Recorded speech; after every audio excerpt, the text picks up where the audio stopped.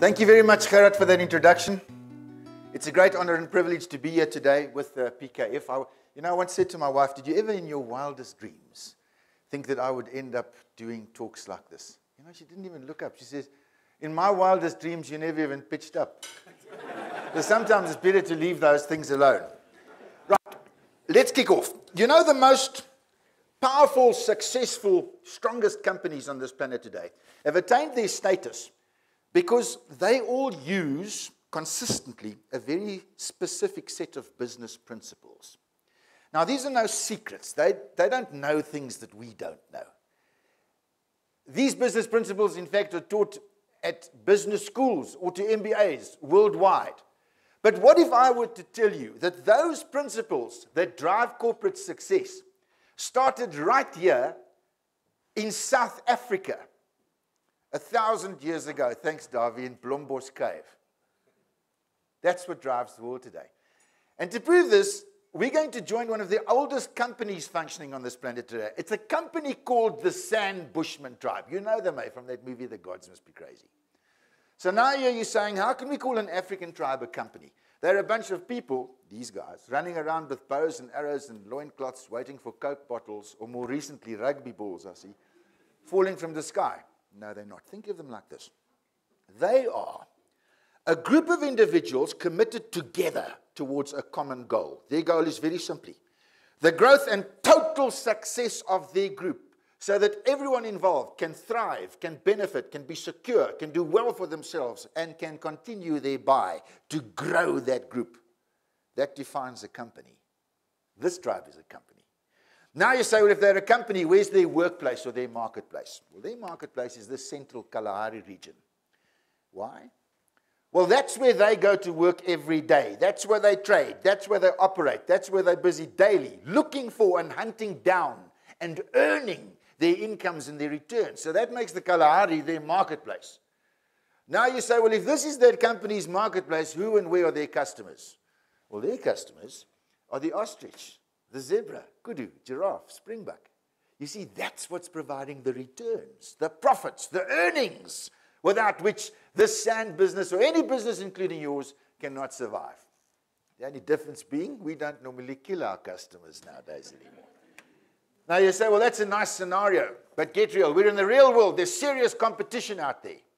Quite simply, competition is another business that does what you do. It's in your marketplace. It's on your turf. It's next door. It's in your face. And it's actively targeting that same income source, but for its own profits. So this sand company's competition would be the pride of lions. They want the same zebra, kudu, and giraffe. The leopard is out there 24 hours a day hunting down exactly the same springbuck, but for its own profits. So what am I actually saying here? All I've said is this. Since the very beginning, a long time ago, Blombos days for this species, nothing has actually changed. Since the beginning, we've been out in the bush in one form or another, developing this current magnificent human success story. But have you ever sat down and thought, how did we actually get to here from there? I've just told you, we got here from there. In companies, in our marketplaces, with our respective income sources, in the face of massive competition. We've always done this in order to survive. Well, that's no longer good enough. There's no one here today that intends to survive. Today we are compelled to thrive. So let me show you now how this has always been done. But before I start, what I'm going to show you now are not theories or principles or lovely warm things to talk about for the sake of a business chat. I'm speaking to you now as a biologist and a business person myself. So we are talking now only about the rules, the laws, the scientifically or biologically proven facts, which if we as living things upon this planet do not start applying them in business and start right now, I'm willing to absolutely guarantee you there's no way you can ever begin to think of attaining any greater success for the group, the business, and thus directly, of course, for yourself. Let's have a look at what these things are. Right, the first shot we've got over here is of the sand person and this massive old baobab tree of Africa. And I'm going to kick off now with the first law. Remember what we're talking about here? Planetary laws for success, not things I've made up for the sake of the chat. This is the way the earth and the living things within it function efficiently. The first law that says, there's not a single person or business on this entire planet that has ever made it if it wasn't for their ability to recognize the power of partnerships or alliances and the close and tight and constant collaboration between these two. So why do I say this? Well, you see, we are what we call a social species, not so. So what does it mean to be called a social creature biologically? It means quite simply that you cannot do it alone. Forget it now. Example, lions are also a social species. The only time you ever find a mighty lion living on its own is when it's busy dying. Exactly like them, we are only as strong, we're as powerful, we're as successful as those partnerships, the alliances, the meaningful relationships, the friendships, those contacts we have formed around us, our ability to hold on to them, to build them, and to work well constantly with them. These people have such an alliance with absolutely everything amongst which they live. Everything, including even this big tree you see here, this baobab tree, because they know that only through proper alliances comes that magic word, opportunity. Again, no one has ever made it if it wasn't for their ability, number one, to recognize the opportunity. There it is, I see it. But it's not good enough spotting opportunities all over the place. Now we need to get onto these 2 feet. We need to seize those opportunities. And we must fully exploit them. Watch this. There's a sand person, there's a baobab tree. If that's the alliance, where's the opportunity? I said, will always flow out of a good alliance. In other words, if I say to you now, what can we use this tree for? You're going to say, I don't know, chop it up for firewood. Good luck.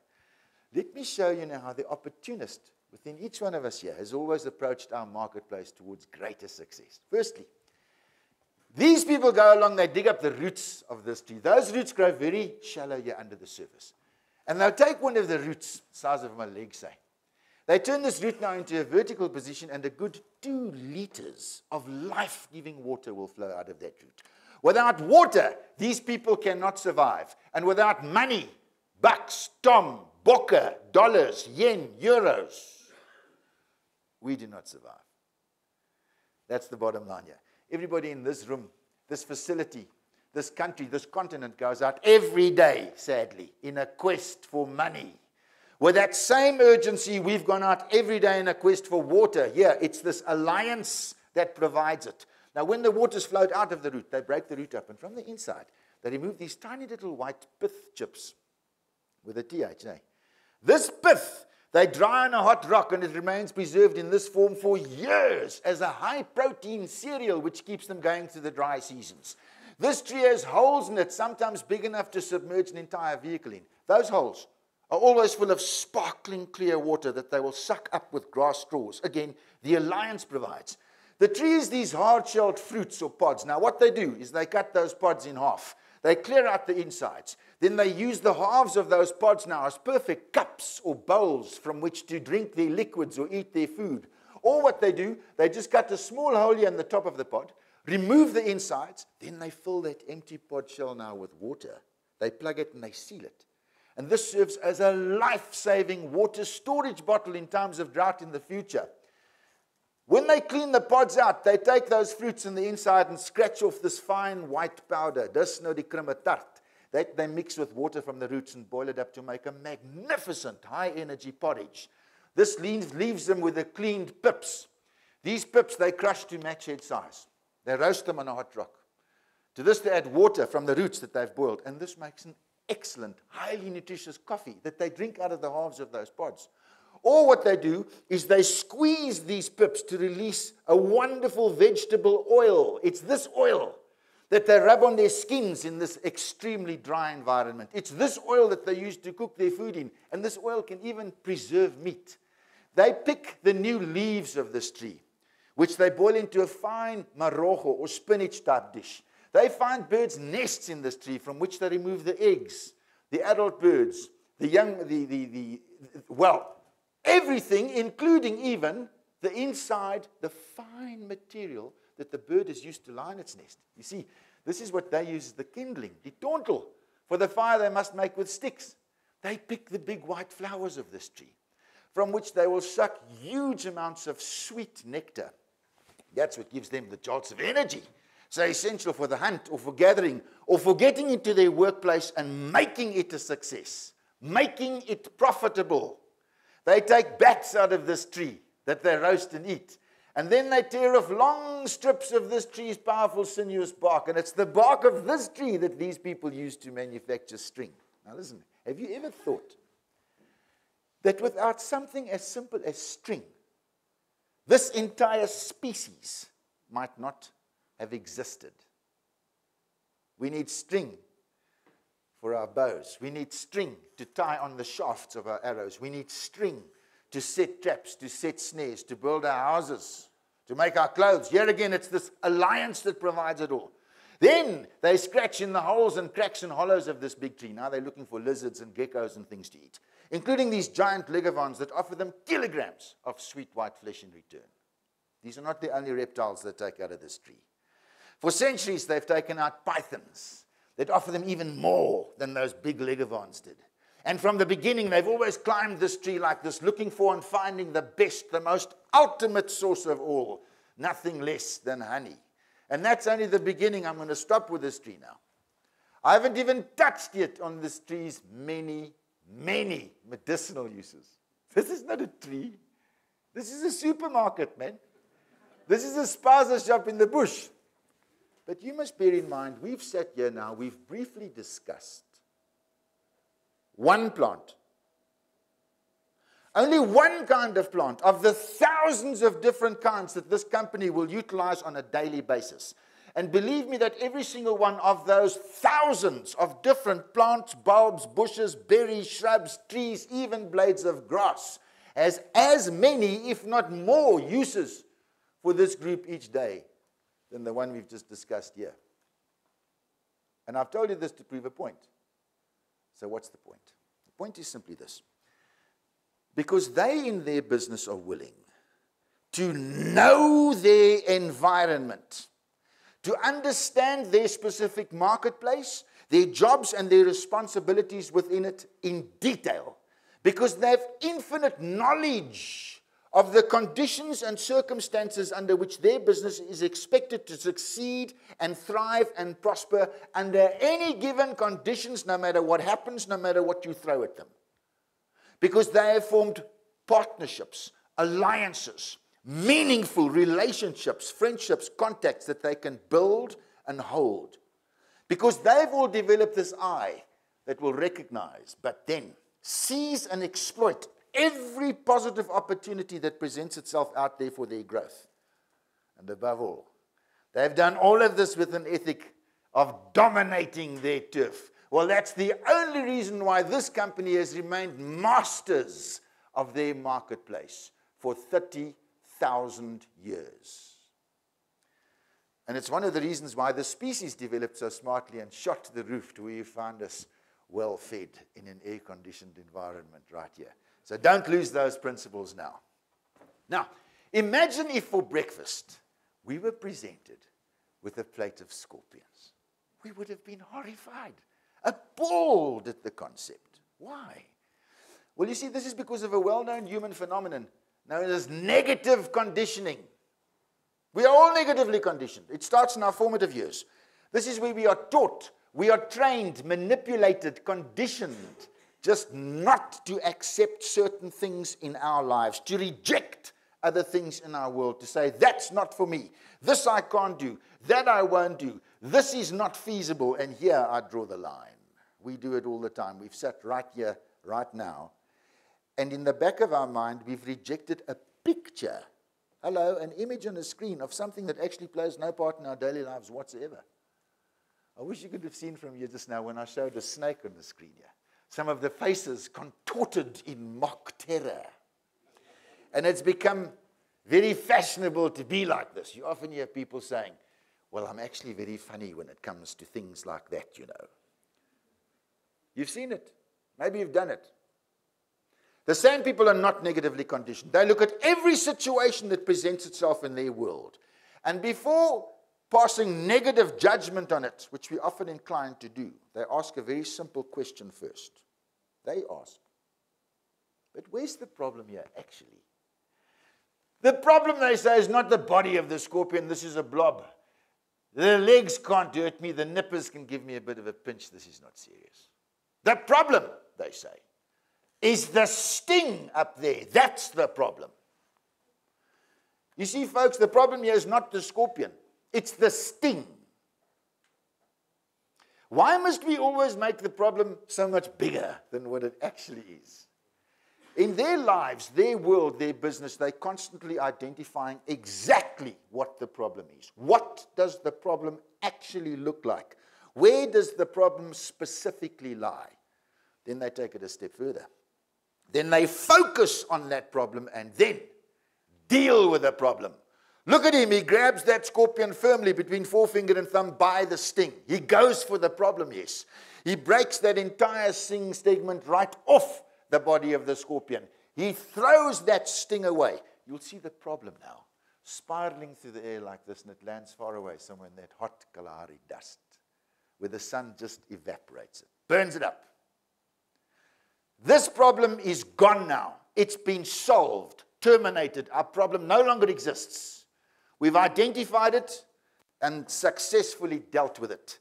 And what this man now holds wriggling harmlessly in his hands instead is a valuable, high-protein food package that these people will now roast and feed to their own small children. We would have taken the scorpion and crushed it underfoot and starved to death. You see, throughout time as a success strategy, not fancy business speak. If we don't learn to constantly identify exactly what the problems are, what do they look like, where do they lie, then focus on those problems and deal with them. I mean now. If you don't do that, the problem, it will not just go away by itself. That sting's not going to drop off because you know it's there. You've got to attack it and you've got to tear it off. And neither will you glean the advantages always associated with dealing successfully with any problem. I must just tell you a personal story. I have a young son who went in a gap year 4 years ago. He still hasn't come back. And he phoned me 2 o'clock one morning and said, Dad, this is the problem. There's no solution. He was phoning from, it had to do with passports. He was phoning from some country that ended in Stan. And so he carried on and babbled away. So I said, listen to the story. And I told him about the old Arab who said that when he died, his sons should share his camels in the following way. The eldest son must get half of his camels.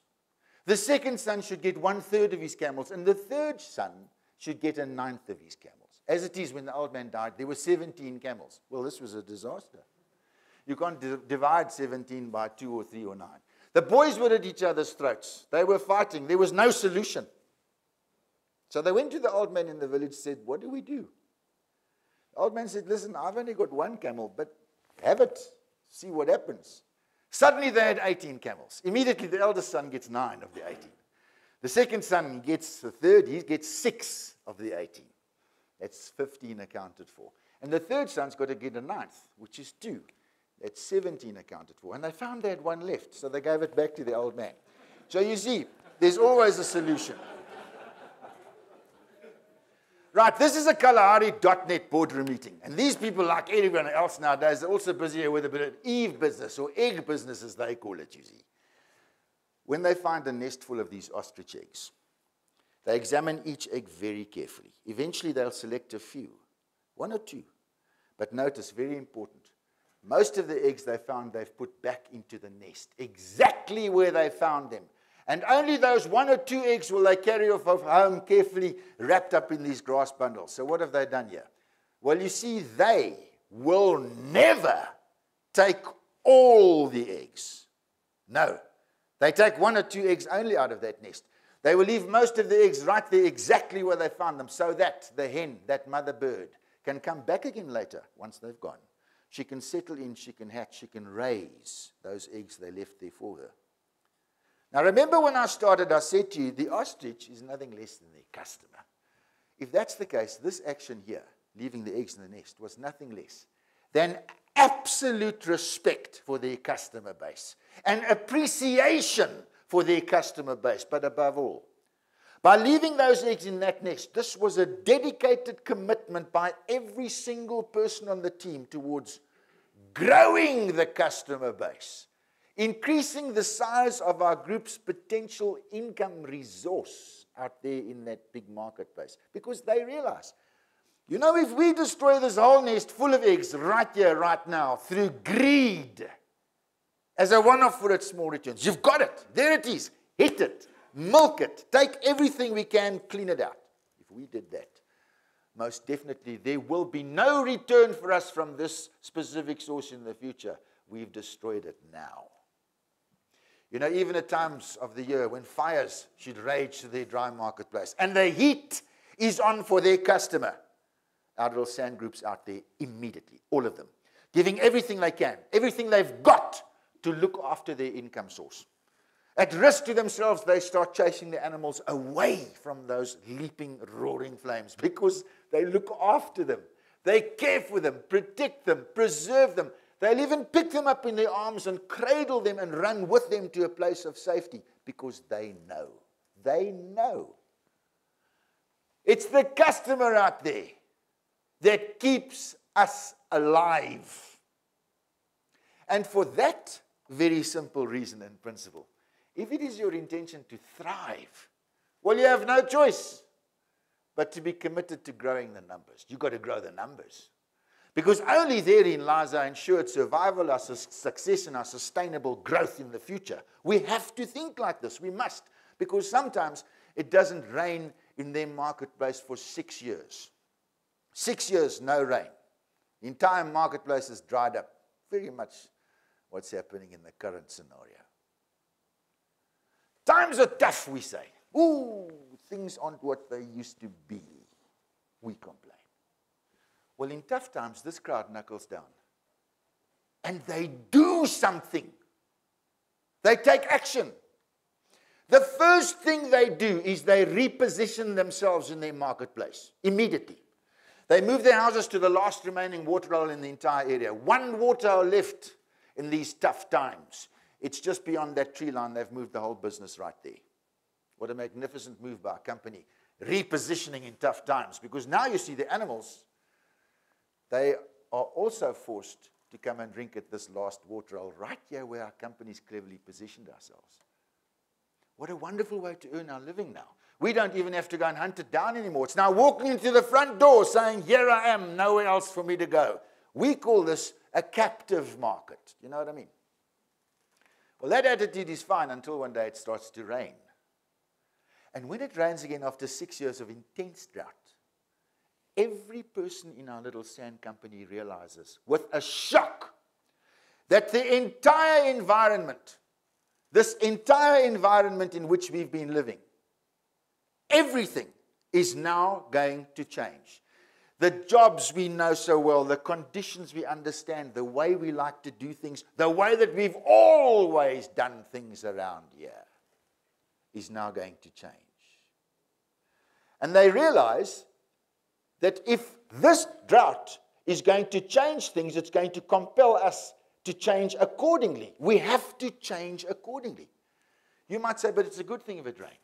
It's been drought. It is good, but it's only good if it rains on top of your head.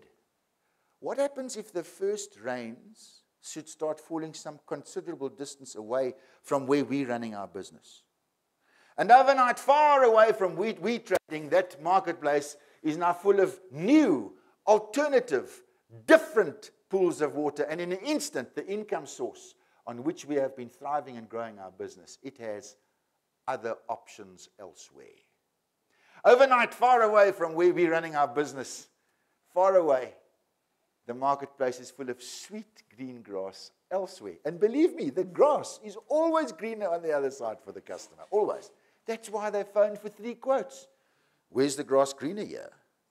And in an instant, your income source, that which keeps you alive, has been jerked out from under your feet, and you actually watch that income source walking off to what it honestly believes is greener pastures.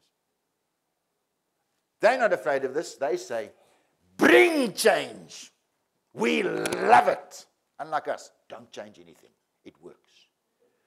They say, if there's no change, you will not grow. If there's no change, you're going to stay exactly who you are and where you are and what you are and how big you are and what you're doing right now. Do you know why?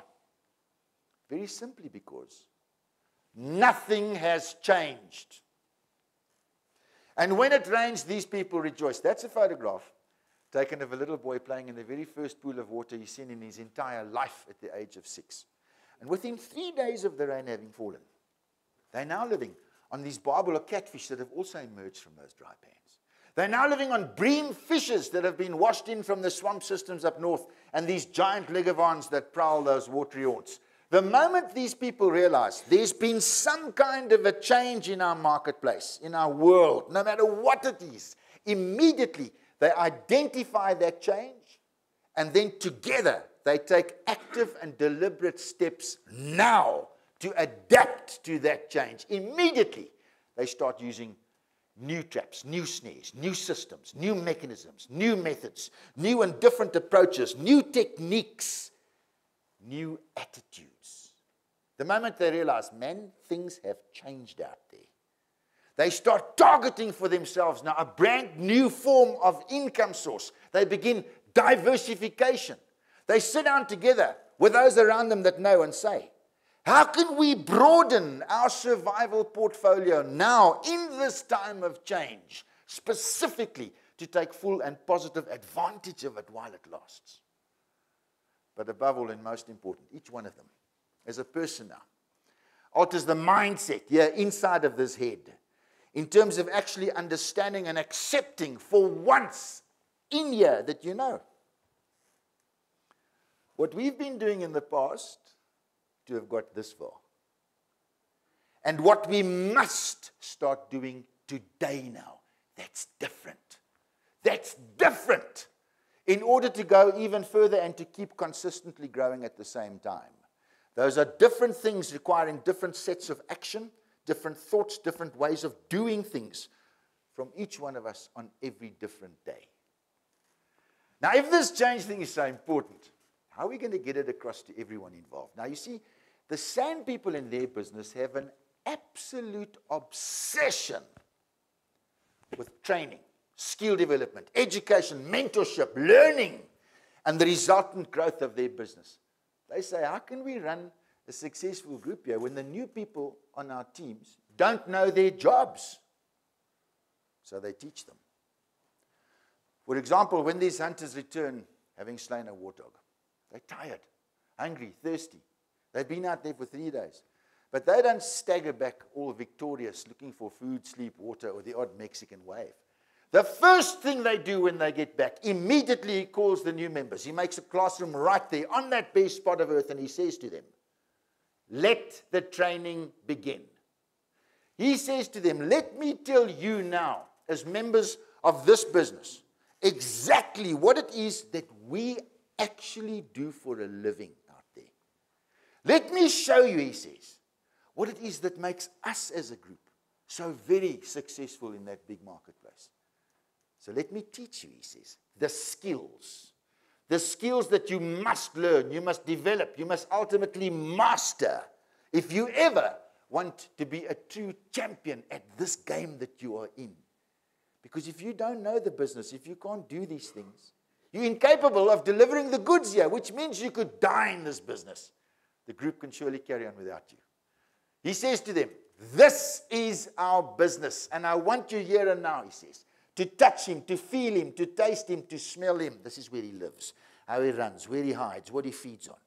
These are the dangers involved in our business. Feel how sharp those small tusks are. He says to them, if you don't know who this is, you don't know who we're actually dealing with out there.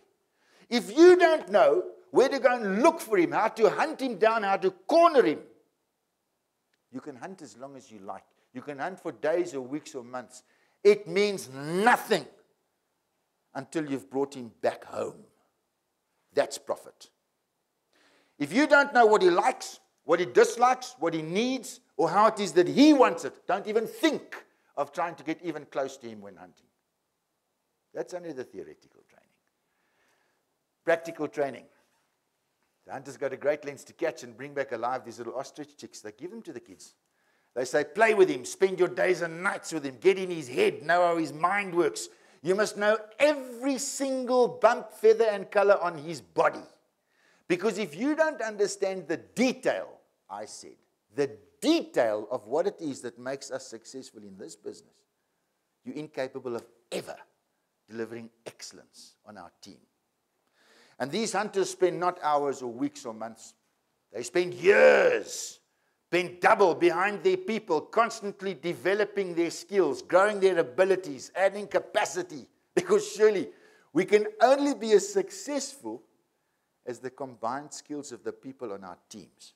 Or am I wrong here? At one stage, this little boy, the one in the middle, was just about to take a shot at the target. When the hunter creeps up slowly behind him, pushes the bow down gently, he says to the child, you can't shoot from here, you're too far. The child says, the one miss. The hunter says, you've got to get closer. And he guides him closer, closer, closer. An hour later, they're in range again. Then the hunter says, now, my boy, take the shot. The kid needs this. Aims, concentrates, takes that shot. And sure enough, he makes his first ever kill. You thought it was a buffalo, eh? Now, this might not look like much. But let's just think what we've actually done here. Taken a new person on the team, raw and unskilled, they often are, but we've developed within them now the smallest skill that shows positive returns in our business. This works. I don't have to tell you what happens here. This child will start right here murdering hundreds of grasshoppers an hour, but he's developing that skill on his own now, by himself, and for the ultimate good of the group. It's not long before he progresses to mice. Then it's rats, rabbits, spring hare, then it's springbuck, and it's not long before this child marches proudly into camp one day with his first 850-kilogram eland bull. But I want you to think back now to that grasshopper and never forget where or how this ultimate prize all started. And what you've been looking at here on this screen is the power of constant personal development. No matter how old you are, no matter how long you've been in the game, no matter how much you know about the business or how smart you think you might be, if you don't constantly, on the other hand, strive to do everything that it is that you do, just strive to do it better every day. Just better. That's all that's got to happen. If you don't do that, you'll end up hunting grasshoppers for the rest of your life. Right, we've been looking at individuals, but we function efficiently in teams. And I'm going to show you now that even though teamwork has become a bit of a business buzzword, in a social species, it's absolutely critical. We cannot survive without it. So we're going to go with this team on a hunt. And before a hunt even starts, there is this, the preparation phase. We've got to be properly prepared for the task that lies ahead of us. They've also got different branches, divisions, sections, units, departments in their company. And in this case, it's the women and children department, you see. Their job is to collect for the hunters these melons or tsamas for moisture while they're out there and far away. They've collected medicinal plants for them in case they injure themselves. Berries to eat. And they've even thrown in a long life lunch pack here. Because this is the backup and support in our business. We call them admin, logistics, finance, the back office, call them what you like. They are the pumping heart of our operational success. And if they just falter, the warriors down the line often fall. This branch here, the older people, we all say, yeah, but the older people's are like, minds are like concrete, man. All mixed up and completely set. He's going blind now, he can't run fast anymore. But you know, this old man has made more knives in his life. He can give each one of his knives a sharper, crisper edge than any other person on that team. So they look at all the people on that team. They identify each one's individual skills, their talents, their experience, and they apply them aptly to the right job. What they're saying to him is, old man, you're providing our business here with a service and a product of a quality that will not fail us in the field, if ever. The product, the service, the quality fails us out there, we pay a price. Product development and product knowledge. He's constantly striving to make himself a bow, a special bow, that he's always hoping will give him an extra 15, maybe 20 extra meters when he needs that critical distance without the bow breaking. You see, these people realized a long time ago, you want to do better for yourself. You have no choice but to constantly strive to go that extra mile, to gain distance. You must exceed plan. To do better means we've exceeded plan. This branch here, teenagers, digging in this hot sand here for a certain kind of worm. You see this thing? It's lethal. It is deadly, deadly poisonous. And what they do, they puncture it with the point of the arrow. Just as you would squeeze toothpaste out of a tube, they dab the contents onto the shaft of the arrow. We all know they're poisoning it. But look at this arrow for a moment. It's thinner than a straw. Here's a challenge. Let's go and hunt giraffes now. 5.4 meters high, 1,200 kilograms of powerful, speedy giraffe that sees everything from up high. And we're going to drop this thing now with a straw. It'll never work until we realize our entire dependency within this species upon equipment. This species, in all its dominant glory on this planet, cannot survive without equipment in its most simple or basic of forms. Just take arrows away from these people, just arrows, and they will die. So they design their equipment, constantly upgrade their equipment, making it more effective. They maintain their equipment, look after, care for their equipment. But above all, they master their equipment. They learn to use it to 100% efficiency. Every day in this company, every day is equipment day. It's at this point that our team develops a vision. The vision's very simple. Let's get out there and hunt giraffes. So they set off into their marketplace looking for tracks. In business today, we call these tracks leads. Eventually, they find the tracks of a fine young giraffe. That becomes their target. You see, they set themselves massive targets. We squeal when we hear massive targets. The first thing we say is, well, is it attainable? They say, of course it's attainable, because we have confidence, we have direction. There's a set of tracks here, follow it. So they follow these tracks to find that this giraffe, their target that they've been tracking, has joined in with a whole herd of giraffes. So which was the one that we were tracking? We've lost sight of our target. What do? Just hunt another giraffe? Anyone? No, it doesn't work like that. The fellow in the front here looks at all the giraffes very carefully, compares the tracks. They know what they're doing. Eventually he says to the others, there, that's the one we've been tracking, the one with a dark spot under its eye. Calls the next person next to him. Can you see that one? Yes. Can you see that one? He makes sure everyone on that team sees exactly the same giraffe. I'm talking about this specific individual here. And in teams, we call this a common goal. Because how can we go and hunt one specific giraffe in the big herd when we don't all know exactly which one it is that we're hunting together? I see smiles here, but that's what's happening in modern business. Nowadays, everyone just sees a herd and reckons, well, there's a slice of that pie there for me somewhere. Everybody rushes the herd, shooting arrows, throwing spears. Those at the back are now shooting those in the front, who actually turn around and start shooting back. It's chaos. And the fight's now on the inside, and we've completely forgotten about the giraffe. Right, we've got a common goal, good equipment, excellent team members. Let's do it. Let's drop the giraffe right now. Wrong. I'm sure you know what this bird does. Its sworn duty in the bush is to warn animals of approaching humans. When it utters the alarm call, it's saying to the animals, people coming, and they just vanish. It's very annoying when you're hunting. Don't think because we've got this team now, we've got some equipment, bit of training's kicked in, big market out there. Now we're ready for some results. We're wrong. Because we don't yet have a plan. We don't have a strategy. We haven't sat down together and thought, but what are the obstacles that could prevent us attaining our goal, that giraffe? There's one of them staring us in the face. What do we do when we're finally out there and something completely unexpected happens out of the blue? War, exchange rates, interest rates, fuel prices, strikes, electricity cuts. In this case, the slightest change in wind direction so that that giraffe can now smell us. Or do we say again, like we did last time, geez, we should have thought about that. What equipment are we going to use here? Bows or spears? Got to have a plan.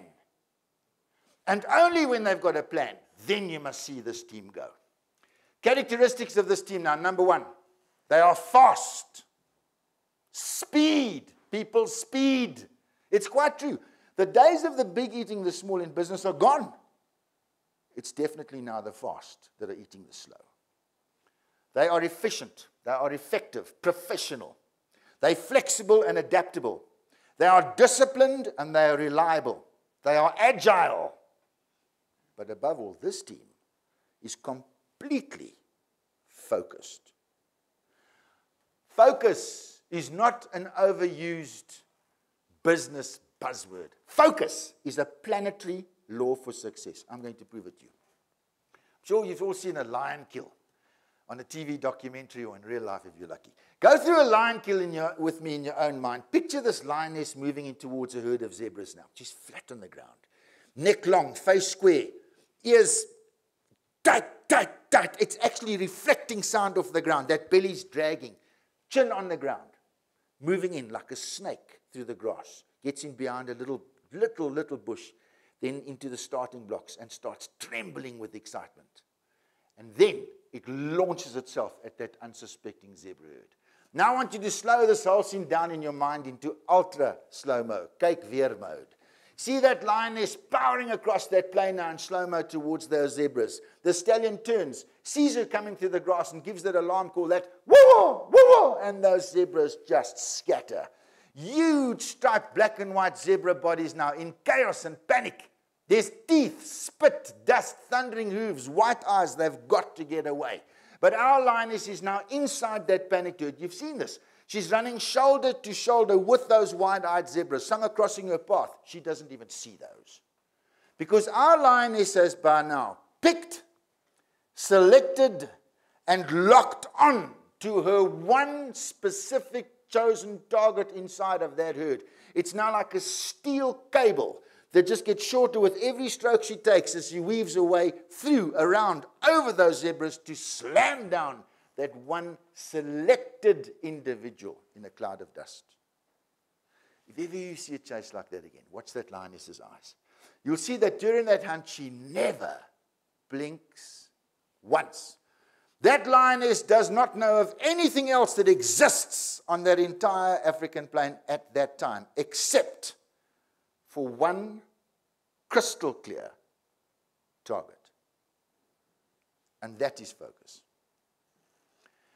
We are focused, but I'll tell you what happens with our focus. There we are, streaking through our respective workplaces, fully focused, and in slow-mo nogal. It's beautiful to watch.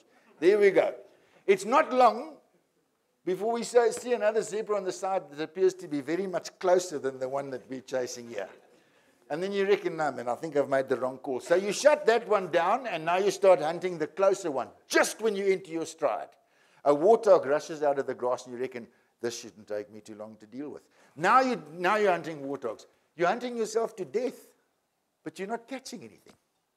And that's the feeling you get when you go home at the end of a long day. And you've been so busy, but you can't think of anything you actually did that day. It's focus. Now, any team, no matter who they are, the moment team members are under pressure, the first thing that goes is communication. They can't talk to each other now. They're so close to this giraffe. If they had to talk, giraffe will hear them and flee. So they've gone as far as developing a whole new language. It doesn't even use the spoken word, just hand signals, to ensure that there will never be a communication breakdown anywhere, ever on our team. To lose communication once is to lose a deal. For them, this sign language works. This fellow, the flick of his wrist, is saying to the others, two stay here, one come with me. We're moving in this direction. Just have a look at where those people are focused, directly on that hand. Their communication is clear, it is concise, it is accurate, and it is constant. But we're still hunting this giraffe. Will we get it? 3 days later, for the first time they're in range. They've got a shot. They cannot blow this chance. The fellow in the front creeps around this bush so slowly you don't see him move. Notice the rest of the team in full support behind the shooter, with him, for him. They're there together in this. None of this, why don't you carry on with the shot so long and give us a shot when you're finished stuff. They're all there. He draws back on the bow. The muscles writhe and knot, he steadies, and then he releases that arrow. Back here, they can't see where the arrow's gone. But they hear the shh as it flies, and they know they're there. They've done everything in the book to get to that point. They got there. They took their shot. They can smell victory. They can taste that meat already. And it's a total disaster. The arrow just nicked a twig, spiraled off, smashed into a tree, and broke in half. The giraffe hears something and goes thundering off into the distance in slow-mo. They always do it in slow-mo. And the others are standing like this. Shall I tell you what happens on our team when this occurs? See if you relate to this. If this happened on our team, the first thing this person will now do is blame the equipment. Holding up the broken arrow now for everyone around him to see, he now says in a loud voice, he says, you see this? This is what happens when they up there expect us down here to hunt giraffes with straws. But look at this guy. Does he look miserable? He's hosing himself. And that's the difference. It's a question, you see, of attitude. Attitude is a success strategy. There is nothing that will pick you back up onto your feet when you've been down on your knees, except for your attitude. And interesting, if not sadly enough, we give it no thought nowadays. It's not even in our minds. They say, put it behind you, carry on. Here they go again. 3 of them moving in from here. If you look very carefully, middle right-hand side, and you see the giraffe here. You know this term, working smarter, not harder. Let me put this into perspective for you the African way. They will never shoot at this giraffe from any position. No. No matter how long it takes them. They will line themselves up in such a way that their camp, where they live, must be positioned in a straight line directly behind the giraffe. Only when they've positioned themselves so that their camp is behind the giraffe will they take a shot. Reason being, if they hit it now, the giraffe will turn and run away from them. In other words, back home. They now have 3 days in which to herd, chase, and push this thing on its own legs back to where they live, where it finally goes down so that they don't have to carry all this meat that far. Think of the alternative if it went the other way. But where's the 4th guy? Aha! Our proactive tracker. Proactive. Nobody told our tracker what to do. Now there's our tracker sitting there waiting for someone to give him instructions. Our tracker took one look at this, knew what he can do so that we will all benefit, and he's done it. He's taken full accountability for his actions. At a wide dog leg and a blistering pace, he's come around this giraffe. He's already 2 kilometers ahead of it, waiting on a high spot he knows it'll take after they've shot it. So that when it passes him 2 clicks away, he's already there. That means we've saved 2 kilometers of tracking time from here. We call this time management. We have so many hours in the day to get our returns and to get our job done. If you're not actively planning for each of those hours, you will not get as many returns. You will not get as much of the job done. It's as simple as that. But before these guys can shoot, the giraffe sees them, wheels around and goes thundering off directly, of course, towards our tracker, who sees it coming, gets excited, wondering, where did my buddy shoot this thing? That was the plan. Then he looks at the giraffe again and says, no, this giraffe's running normally. This giraffe hasn't been shot yet. Now, shall I tell you what happens when the tracker on our team realizes the giraffe has not been shot yet? That was the plan. Our tracker now throws down the bow and arrow and says, well, I'm not shooting. Not my job, you see. Hello, I am a tracker on this team. We have shooters on this team. They get paid a shooter's salary. To prove this, our tracker now whips out that letter of appointment, where our tracker has highlighted the job description. This our tracker now pushes into your face and says, now show me where you can see shoot anywhere on this document. Track, yes, track. No, man, the next thing they'll ask me to skin the thing as well. Then I might as well run this whole company on my own.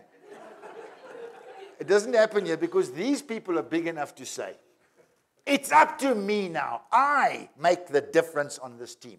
And the San people believe, if you're not making the difference, you don't matter. And against all odds, our tracker takes a shot. 1, he's multi-skilled. We've seen that. Number 2, he's empowered to take that shot. There's the tracker shooting. And finally, because he's fully committed to the total success of that team. He's not involved in this team. He's committed to its total success. And there's a huge difference between being involved in something or committed to it. Eh? As you know, with this English breakfast we've just had here. Here the chicken is involved, but the pig is fairly committed. You understand what I'm saying? So not only does he take the shot, he tracks it as well. He runs hard to this blistering heat. Even though the team's separated from each other, they're all over the place. Their communication is clear and it's perfect. As he runs, he's leaving specific marks in the sand, saying to his team, back me, support me. They pull together as one proud, one unstoppable force. And the results speak for themselves. And that, ladies and gentlemen, is the raw and the brutal reality of survival and success over time on this continent. Look at it. Because there was never another way. Never. What matters, and all that matters, is when you and your team walk back into camp and deliver the goods. When we come home and we slam some profits down on that table. Or where we can say, here are the results of a day's job done well by us together as a team. That's what matters. And to prove it to you, I want you to picture this scenario now in your mind's eye with no meat on the spears. Get the meat out of there. And tell me if you honestly think that through our time there would have been one smiling face on any returning team. And incidentally, with absolute respect to any vegetarians here today, this photograph just proves to me, this is personal now, that we as a species, we didn't hack and claw our way throughout time to reach the very top of the entire food chain on this planet, which we've now clearly so convincingly done, to after this massive struggle over 100,000 years, end up eating plants. But that's irrelevant. That's got nothing really to do with this talk here today. The beauty of this is that everybody benefits. This old man's completely blind. Can't walk it anymore. And when this happens, they carry him to the shade of a tree he's chosen far away. There the party begins. For days they will dance at night. They clap, they shuffle. There's an atmosphere of merriment. The bellies are out here with meat. And they will carry on like this for several days. And then they leave, they go home. And the old man, 10 to 15 days later, at that spot, well, he dies. And that was the whole idea. Because you see, in the natural system, there's no such thing as a free meal on this team. No matter how much we respect you, we admire you, we thank you for what you may have done. But if you are now sitting on our team, every day, eating into our hard-earned profits, gnawing away at our income, straining our resources, and you are not contributing in any way to our growth, we cannot afford to keep you. In government maybe, but not in the business. Because how far does that thing go before it strangles the business and we all die? There's no one here that doesn't understand this concept. But what gets us in this case perhaps is the emotion. We feel sorry for this old man. Don't. Applaud him rather, because I want to make it quite clear. Now listen to me. Listen now. Nobody kicked him out. Nobody chased him out or said you must go or be on your way. It doesn't work like that. To go is his decision. He's the hero. He knows more about survival than all of them put together, and it is he that says to them, dead wood, he says in his old voice, kills our team. We cannot, we do not, and will never tolerate dead wood on this team. I go now. And this is not just a sand thing. You might know the Inuit people, formerly the Eskimos. Their elders requested to be carried onto the ice and left there when it was time. There's not a wolf in a pack that doesn't hunt, or a lion, or a wild dog. There's no such thing as a free meal anywhere in the system, so don't have mixed feelings about it. Do you know what the definition is of mixed feelings? Mixed feelings is what you get when you're watching your mother-in-law drive over a cliff in your new Porsche. So just to round off, the principles are all the same. In exactly the same environment, the same have competition in the pride of lions. loyal, committed individuals that have to work together in teams. There's no question about it. A lion cannot bring down a buffalo or a giraffe on its own. It has to be done in teams. They are trained. The youngsters are taught to be accepted and, what shall we say, parts of that community which play vital roles in their success. From the beginning, they're given that confidence and that training. There's a common goal. You can actually see in this photograph, there's a common goal. And then, of course, there's the leadership. Strong, powerful leaders. The Inuits have a nice way of expressing this as well. They say about their pack dogs, you know, the sled dogs in the ice. They say, if you're not that lead dog, the one in front, the view never changes, man. Think about that. So here's this strong, this powerful company, market leaders, well-respected. Oh dear, what happened now to this great company? Pushed away from the waterhole. Pushed away from the waterhole. And that's what happens when you dare become complacent. That's what happens when we develop this little attitude. The future's looking great, man. Past been magnificent. Besides, we now have powerful pride. What'll touch us now? I'm willing to stand here in front of you this morning. In terms of the laws of our system, I can guarantee you that if we don't sharpen our claws up and dig them in and hold on to that which we have fought for so hard, it'll be taken away from you. Because it's dog eat dog out there. It's kill or be killed out there. It works like this. Everybody wants a drink at this waterhole. Everybody must drink at this waterhole. That waterhole is drying up fast. And here's the kicker. There's not enough to go around. In our system, it's very simple. If you're not out there actively hunting, you're being hunted. Those are the only two alternatives. Choice is yours. Not embarrassing when this happens. We call this a tactical withdrawal. Plan carefully, use your team properly. Never be afraid of a competitor or a challenge. Them you can hit when it's most embarrassing to them in the first place, so don't worry about that.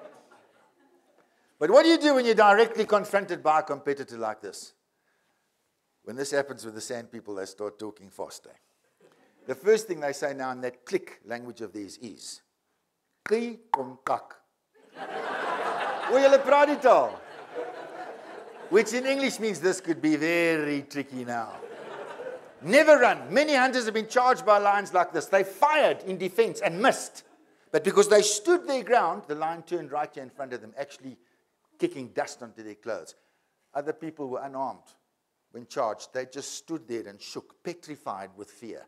But because they stood their ground, the lion stopped right here and backed off slowly, snarling. Then there are those that knew the rules. As that lion came in, well, they took two confident, aggressive steps towards it. They looked it straight in the eyes, defiantly. They were not going to move. And I cannot tell a lie.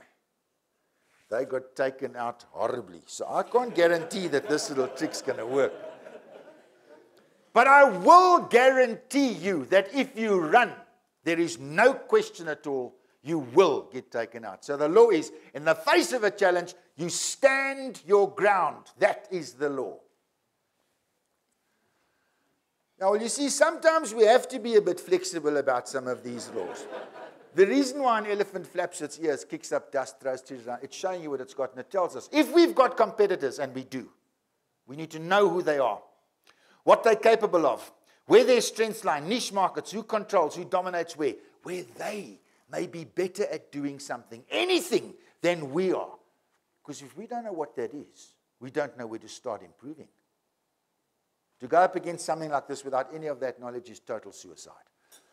Finally, there's fish, there's fowl, and there's meat, and the larder is full, dispense is full.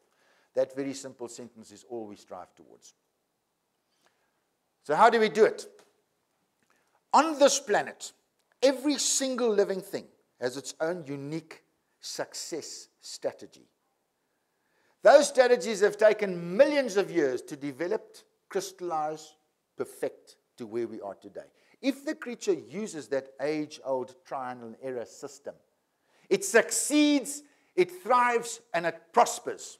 Should the creature choose to ignore the tried way, the extinction process kicks in.